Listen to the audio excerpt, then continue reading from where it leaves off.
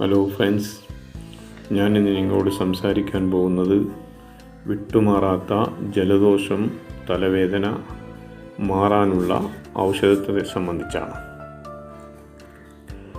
1. മൂക്കിൽ ദശ വളരുകയും അലർജി ഉണ്ടാവുകയും ചെയ്താൽ വിട്ടുമാറാത്ത ജലദോഷവും തലവേദനയും ഉണ്ടാവാം. ഇവ പരിഹരിക്കാനുള്ള ഔഷധത്തെ സംബന്ധിച്ചാണ് ഇവിടെ വിവരിക്കുന്നത്.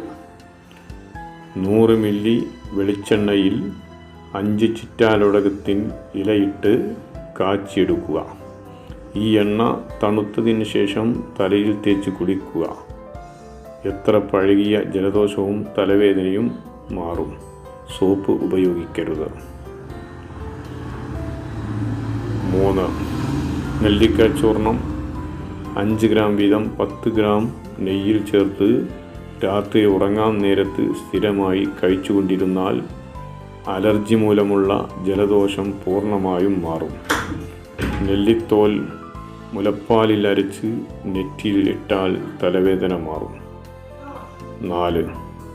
നെല്ലിക്ക, കടുക്ക, താന്നിക്ക, തിപ്പല്ലി ഇവ സമം എടുത്ത് പൊടിച്ച് 5 ഗ്രാം വീതം 10 ഗ്രാം നെയ്യിൽ ചേർത്ത് കഴിച്ചാൽ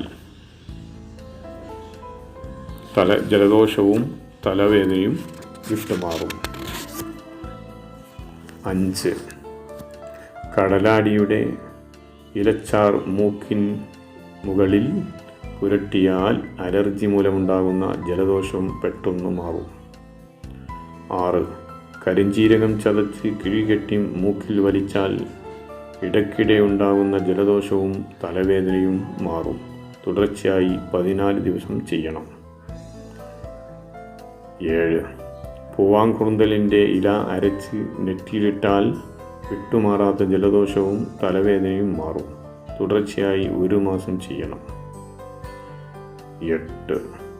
കരിനച്ചിയില വാട്ടിപ്പിഴിഞ്ഞ നീര് 4 തുള്ളി വീതം മൂക്കിൽ ഉറ്റിച്ചാലും ജലദോഷവും തലവേദനയും മാറും.